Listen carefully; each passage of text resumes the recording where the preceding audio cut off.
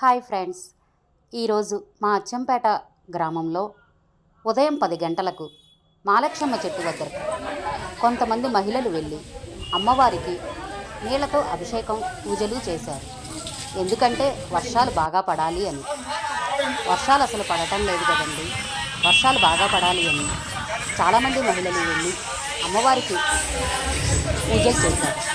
దానికి లేడీస్కి జెంట్స్ కూడా చాలా బాగా హెల్ప్ చేశారండి.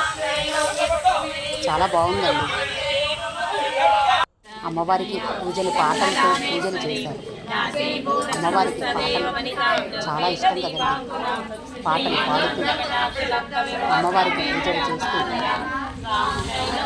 వర్షాలు బాగా పడాలని కోరుకుంటూ చాలా బాగా చేశారు. దానికి జెంట్స్ కూడా చాలా హెల్ప్ చేశారు.